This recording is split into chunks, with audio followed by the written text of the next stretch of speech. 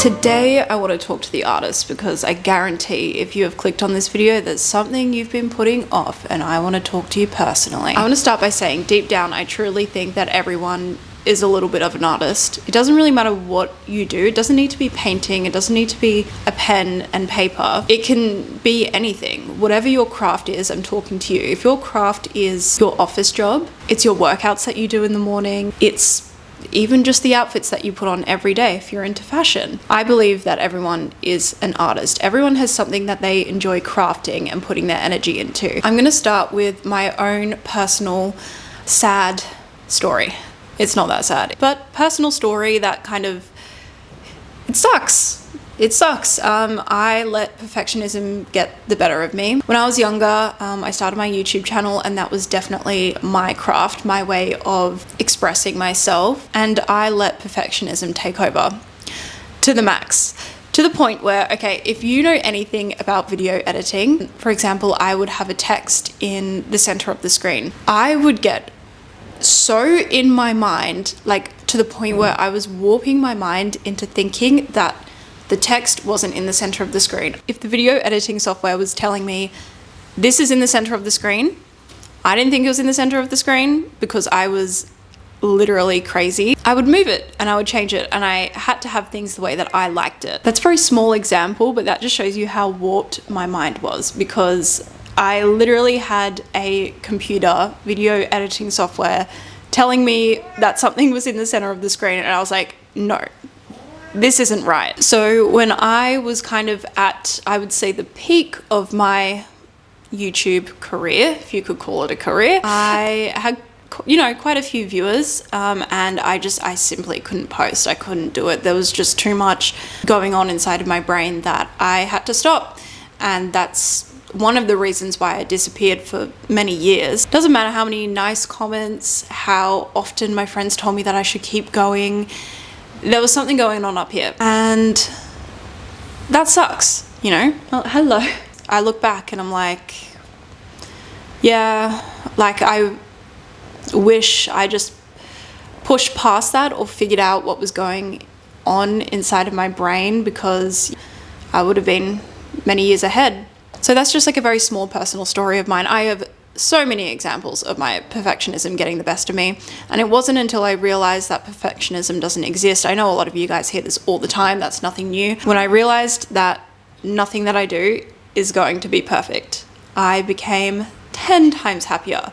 Once I really settled with the thought of nothing is going to be perfect, I became happy. This is an example that I gave my friend at the start of the year when I was doing my vision board. I was showing her my vision board and how I just had an array of things on there. I wasn't cherry picking anything. I wasn't curating anything to look like a certain way. If something didn't match with something, I didn't care. If I liked it, I was taking it, I was gluing it in my board. And she was like, wow, I love that. I have a real issue with trying to make everything look aesthetic and matching. I find it really hard to branch out. And I kind of used to get like that too. It wasn't until I realized that there was no lack of vision boards that I could create. No bad art is preventing you from making your good art. Making something bad is just practice for making something good. This goes for anything. If you start to squat or you start running, you're most likely going to be terrible at it at the start. We know if we stop running, if we stop squatting, if we start doing whatever we are trying to pick up, it's never going to get better. So shit art equals better art later. It's just a practice.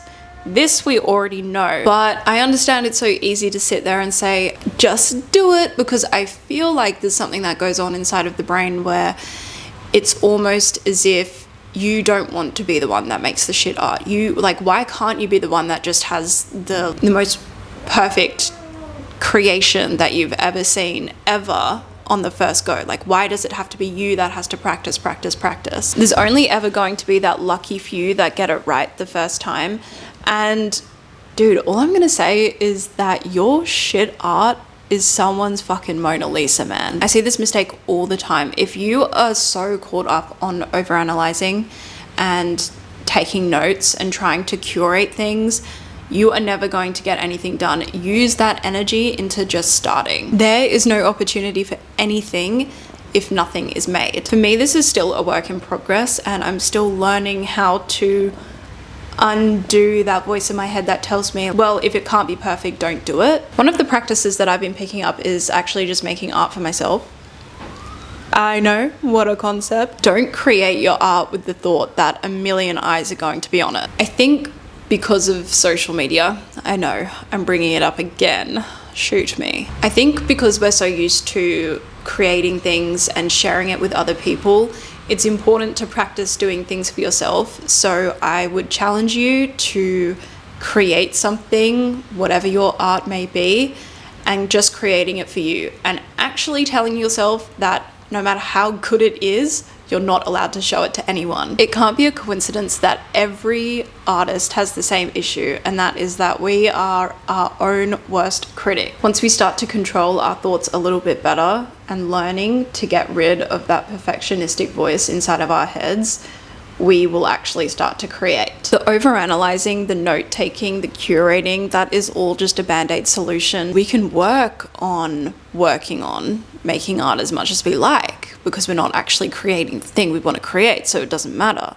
If there's failure, who cares? Because that wasn't actually the thing that I was supposed to be doing. But would you rather have a really analyzed, curated action plan, or would you have some shitty art, which is at least still one step closer to having good art?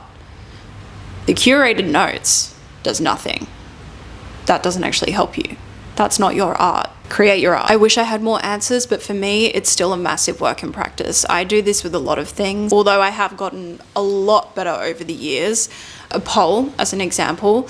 Some days I'll be pole dancing and I'm trying to learn a trick, or I'm doing some choreo or something. I get really in my head and I start to get angry. And I'm like, hang on. This is meant to be fun.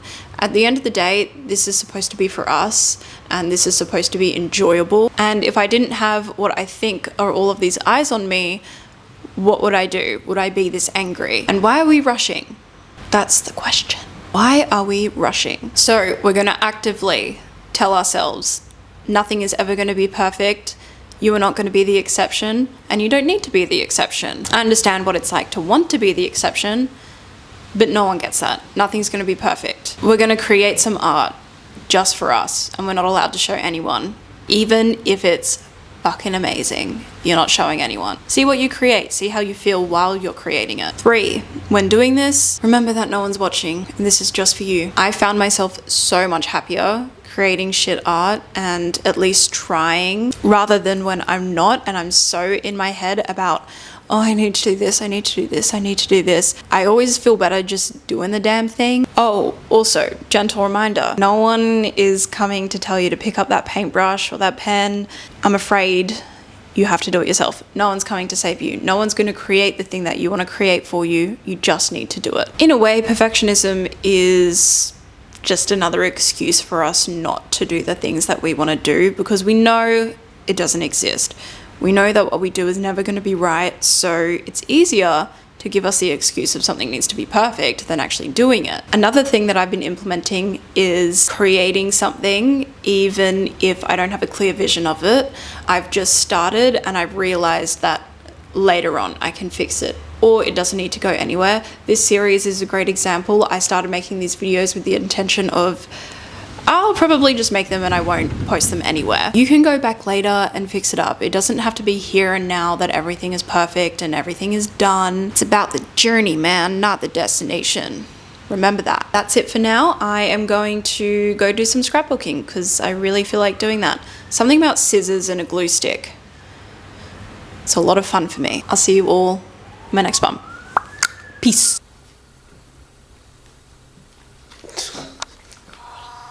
He's in like every video. You want to be included, don't you?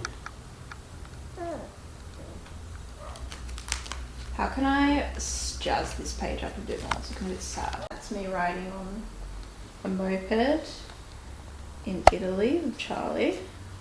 Me and Gabby are drinking our mimosas on the yacht and you and Morgan are just working.